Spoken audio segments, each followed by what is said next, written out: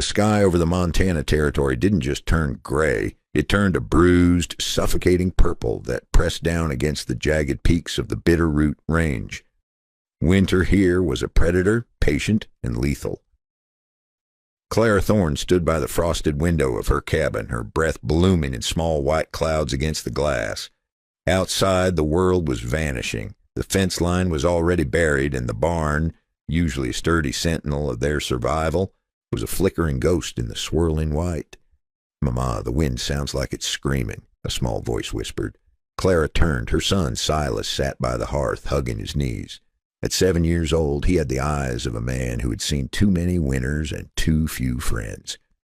Beside him, Clara's mother, Martha, moved with a heavy limp, feeding the last of the split pine into the stove. "It's just the mountains talking, Silas," Clara said, though her voice lacked conviction. Her life was a fortress of silence. 2 years ago, her stepfather, a silver-tongued devil named Elias Thorne, had been gunned down in a muddy street in Blackwood. He hadn't just been a thief. He'd been a murderer. When the law finally caught him, the town didn't stop at his grave. They buried Clara and her mother in a different way, with cold stares, short waits at the general store, and the kind of silence that made a person feel like a ghost while they were still breathing. Clara pulled on her heavy sheepskin coat and wound a wool scarf around her face. "I have to check the livestock. If the door drifts shut, I won't get back in." "Be careful, daughter," Martha warned. "The cold doesn't care about your penance." The moment Clara stepped outside, the air slapped the lungs out of her. It was minus 30 degrees, and the wind whipped ice crystals like shards of glass against her skin. She fought toward the barn, her boots sinking into waist-deep drifts. Every step was a battle of will.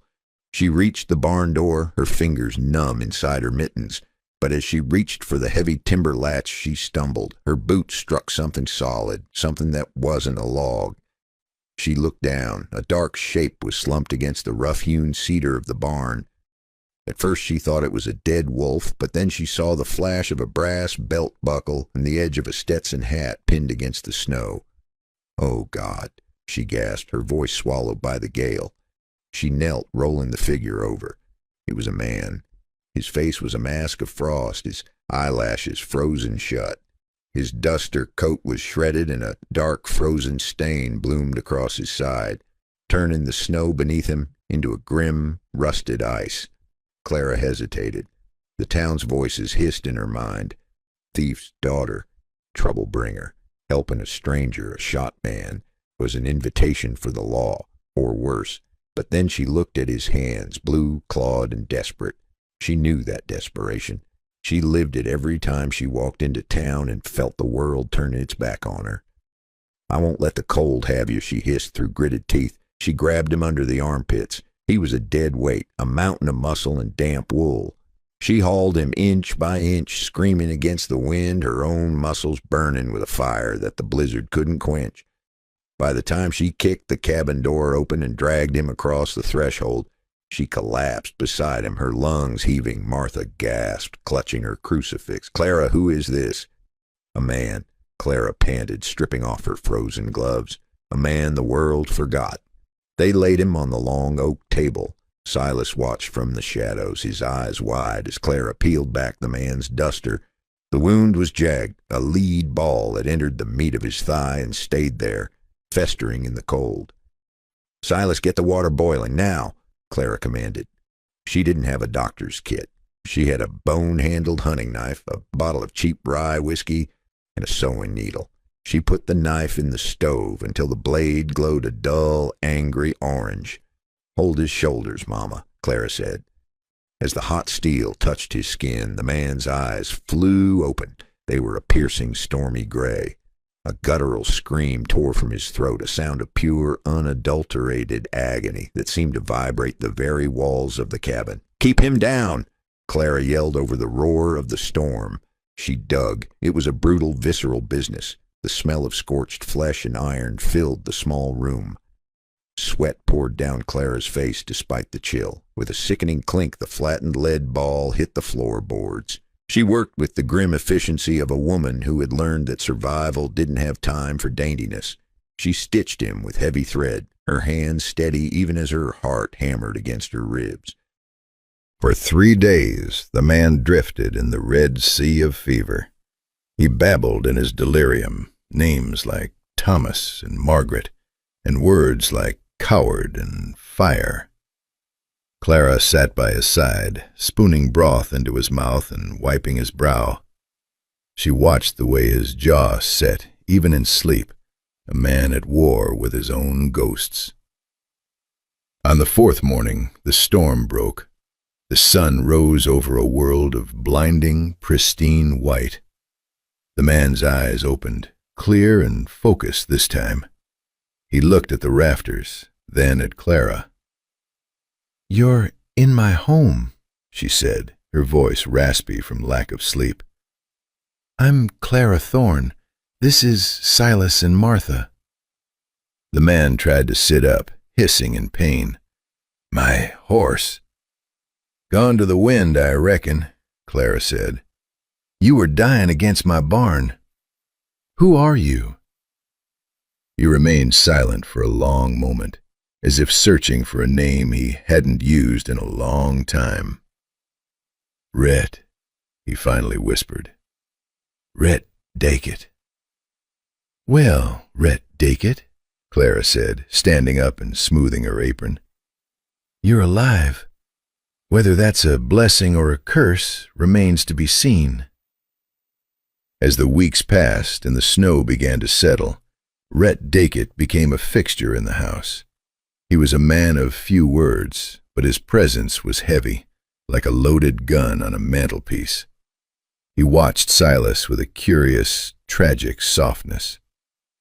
One evening, while Clara was mending a harness, Rhett spoke. He was sitting by the fire, his leg propped up. "Why'd you do it?" he asked. "In this country, a man bleeding out in a storm is usually a man best left to the crows. You didn't know if I was a bushwhacker or a saint." Clara didn't look up. "The people in Blackwood think I'm the daughter of a devil, Rhett. They look at Silas and see a thief in the making. I know what it's like to be judged before you even open your mouth. I figured if the world was going to be cruel to you, I might as well be the one person who wasn't." Rhett leaned back, the firelight dancing in his gray eyes. "I worked a spread in Wyoming for a man named Thomas Garrett. Best man I ever knew. Claim jumpers came in the night. They burned the main house with him inside. I took a bullet trying to get to the door, but the heat, the lead, I couldn't get through. His daughter, Margaret, she looked at me like I'd killed him myself. Called me a coward while the ashes were still hot." He looked at his hands, scarred and calloused. "I've been running from that look ever since. Just a drifter with a hole in his soul where a man's courage used to be." "You aren't a coward, Rhett," Silas piped up from the corner, where he was carving a piece of cedar. "You fought the storm. My mama says only the brave bother to stay alive when it hurts." Rhett looked at the boy, and for the first time, a small, pained smile touched his lips. It was the first crack in his armor. The Bitterroot winter began to loosen its grip, but the thaw brought a different kind of cold. As the trails cleared, the isolation that had protected the Thorne homestead evaporated. The world was coming back, and it was as sharp-toothed as ever. Rhett Dackett was no longer a ghost on a table. He had become the heartbeat of the farm. He moved with a persistent limp, but his hands, strong and capable, transformed the property. He repaired the sagging roof of the porch, reinforced the corral, and spent hours teaching Silas how to track elk in the softening mud. For Silas, Rhett wasn't just a drifter. He was a shield. The boy's laughter, once a rare and precious thing, now rang out across the clearing. But for Clara, the growing bond was a source of quiet terror. She watched Rhett from the kitchen window, her heart aching with a hope she didn't want. "You're looking at him like he's water and you're a desert, Clara," Martha said one afternoon, her voice soft but knowing. "He's a traveler, Mama," Clara snapped, though there was no venom in it. "Spring comes, the mud dries, and men like Rhett Dakett find a new horizon. That's the way of things." "Maybe," Martha mused, "but some men only run because they haven't found a place worth standing their ground for." By mid-March, their supplies were dangerously low. The flour barrel scraped bottom, and the coffee was little more than chicory and dust. Clara knew she had to face the town. She hitched the wagon, her jaw set in a grim line. Rhett stepped off the porch, his hand resting on the holster at his hip, a habit he hadn't lost. "Let me go with you," Rhett said. "No," Clara replied firmly. "If they see me with a man like you, a man they don't know, it'll only make the whispers louder. Stay here. Watch Silas." The ride into Blackwood was a gauntlet of judgment. As the wagon wheels creaked down the main street, conversations died. Women pulling laundry from lines paused to stare. Men on the boardwalk spat tobacco juice into the dirt as she passed. At Miller's General Store, the air was thick with the smell of brine and wood smoke. Clara placed her list on the counter. "Morning, Mr. Miller," she said, her voice steady. The storekeeper, a man with a face like crumpled parchment, didn't look up. He flicked the list with a greasy finger. "Prices went up, Claire. Freight costs. Hard winter." $1 for a sack of flour?" Clara gasped. "That's double what you charged the sheriff's wife 10 minutes ago. I saw her through the window." Miller finally looked at her, his eyes cold and devoid of pity. "The sheriff's wife doesn't have a murderer's blood in her veins. She doesn't bring a curse into my shop. You want the flour, you pay the thorn tax. Or you can go hungry. See if the crows care about your reputation." A group of local women near the fabric bolts tittered. "I heard she's got a man out there now," one whispered loudly. "Just like her mother, bringing in drifters to do the devil's work." Clara felt the heat rise in her neck. She wanted to scream, to upend the jars of peppermint and tell them all how she had saved a man's life while they sat by their warm fires. Instead, she took her meager supplies, half of what she needed, and walked out. She didn't cry until she was 3 miles out of town. She pulled the wagon over under a stand of weeping willows and let the sobs rack her body. She was tired of being strong. She was tired of being a target for people who didn't even know the color of her soul. When she returned, she tried to hide the redness of her eyes, but she couldn't hide the near-empty wagon. Rhett was waiting by the barn. He didn't ask questions. He saw the small sack of flour and the lack of coffee, and he saw the way Clara wouldn't look him in the eye.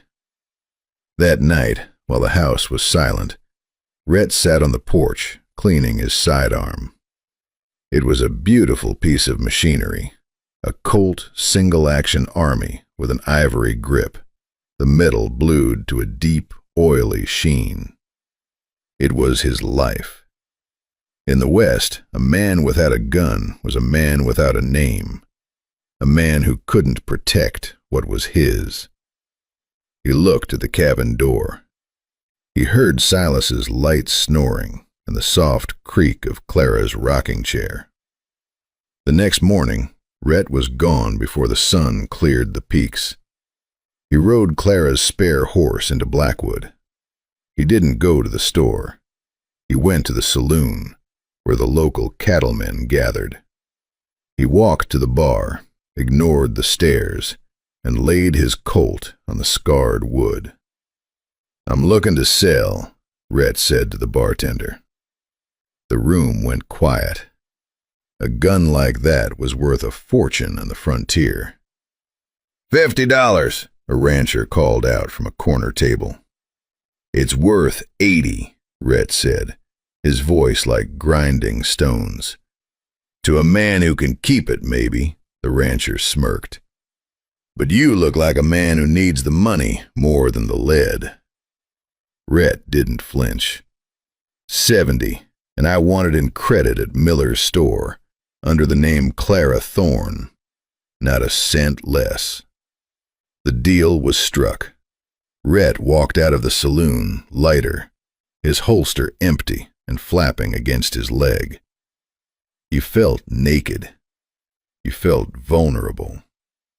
But as he walked into Miller's and watched the storekeeper's eyes go wide at the credit note, a different kind of strength took hold of him.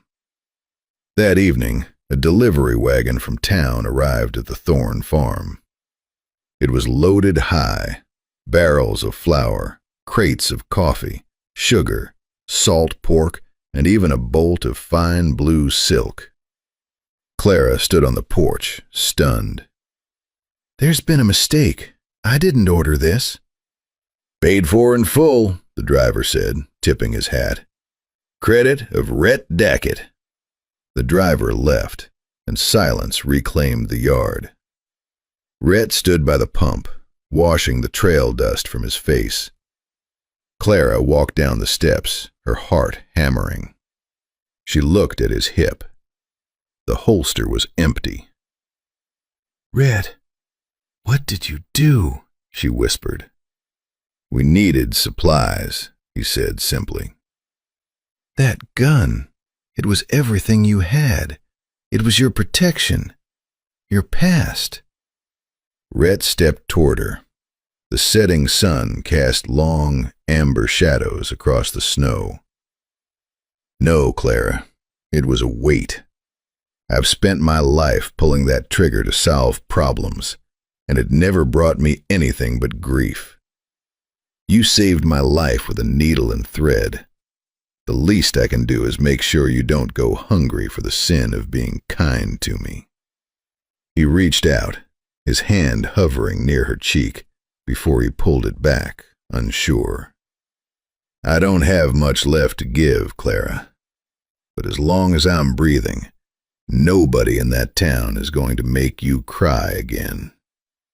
Clara didn't pull away this time. She stepped into him, burying her face in his chest. For the first time in 2 years, the fortress of her silence crumbled, replaced by the steady, rhythmic beating of a heart that beat for her. But the peace was short-lived. In the distance, the sound of multiple horses echoed through the canyon. The town was coming to the Thorne farm, and they weren't bringing groceries. The dust from the approaching riders hung in the air like a shroud. Leading the pack was Pastor Yates, a man whose piety was as sharp and cold as a winter frost, flanked by Sheriff Miller and 3 grim-faced town elders. They didn't dismount. They sat atop their horses, looking down at the Thorne porch as if it were a site of infection. "Clara Thorne!" Yates bellowed, his voice vibrating with practiced authority. "We've heard tell of the company you're keeping. A drifter in the house of a lone woman, and a woman of your family's checkered history, is a rot that Blackwood will not tolerate." Clara stepped forward, her hand gripping the porch railing so hard the wood groaned. Rhett stood a pace behind her, his posture straight despite his empty holster. "He's a man who would have died if I hadn't taken him in, Pastor," Clara said, her voice trembling but clear. "Is that what your Bible teaches? To let the wounded freeze?" "It teaches us to avoid the appearance of evil," Yates countered. "You live in sin, Clara. You're a mother. If you won't think of your soul, think of the boys. The council has decided. Either this man is gone by Sunday sunrise, or Silas will be removed from this house and placed with a family of proper standing. A home where he won't learn the ways of thieves and harlots. The world seemed to tilt. Silas, huddled in the doorway behind Martha, let out a small, choked sob. Rhett's jaw tightened. He stepped into the light, his gray eyes burning like hot ash. "I'll leave," he said quietly. "If it keeps the boy safe, I'll be gone before the moon sets." The riders nodded, satisfied by his submission, and turned their horses back toward town. That night, the cabin was a tomb. Rhett sat by the fire, packing his few belongings into a bedroll. Silas refused to leave his side, clutching a wooden horse Rhett had carved for him. "You can't go," Silas whispered. "You're my friend." "Sometimes friends have to leave so the people they love can stay," Rhett said, his voice thick with a grief he hadn't felt since Wyoming. Clara watched them from the shadows of the kitchen. She saw the way Rhett's hands shook as he tied the leather straps. She saw the light dying out of her son's eyes. For 2 years, she had let the town define her. She had accepted their whispers as her truth, believing that survival meant being invisible. But as she looked at the blue silk Rhett had sacrificed his only protection to buy, something inside her snapped. It wasn't the sound of breaking. It was the sound of a fire catching. "Unpack that bag, Rhett," Clara said. Rhett looked up, startled. "Clara, if I stay, they'll take him. You heard the sheriff." "Let them try," she hissed, her eyes blazing. "I have spent my whole life being ashamed of things I didn't do.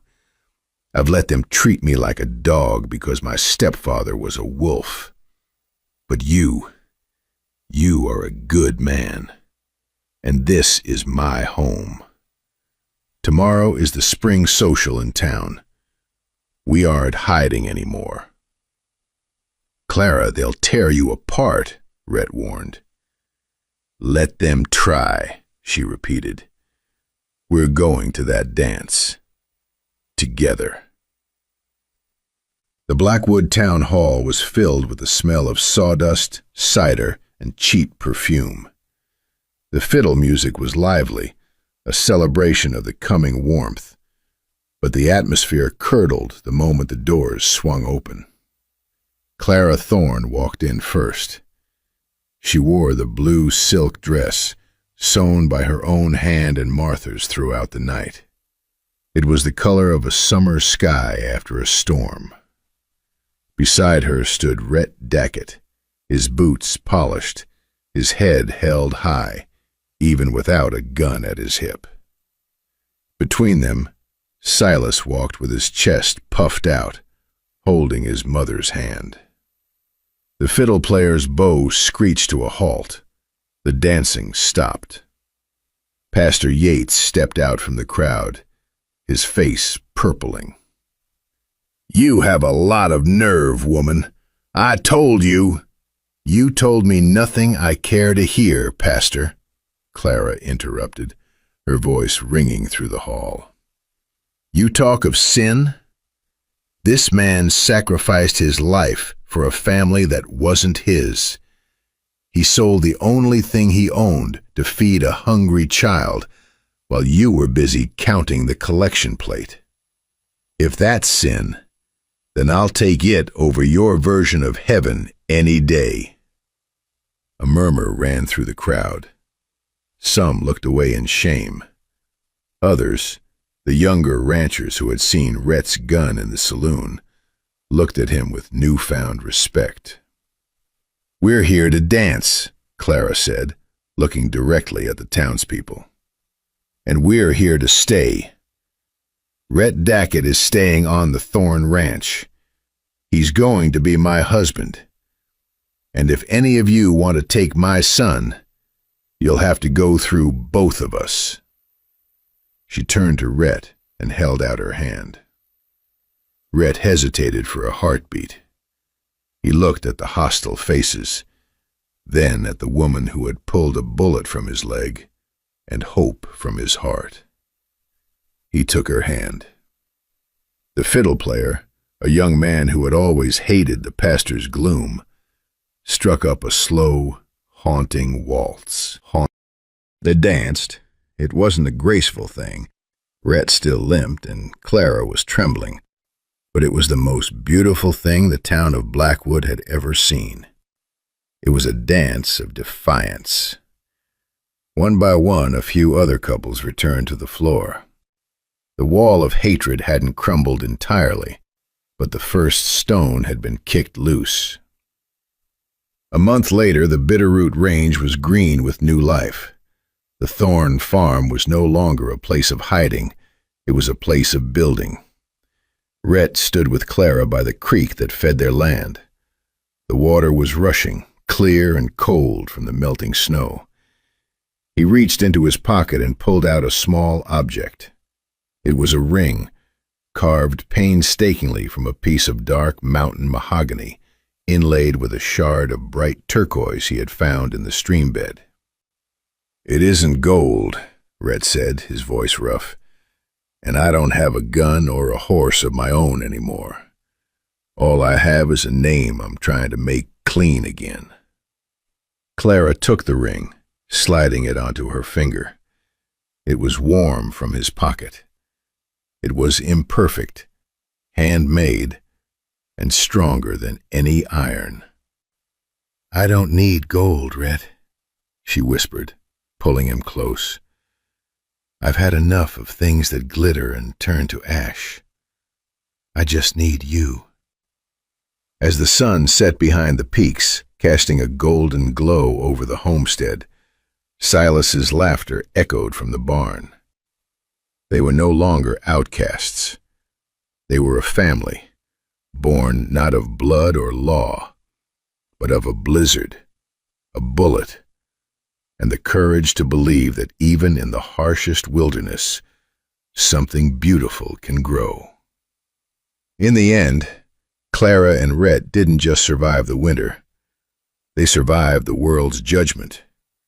If you believe that everyone deserves a second chance and a place to call home, hit that like button and subscribe to join us for more tales from the frontier.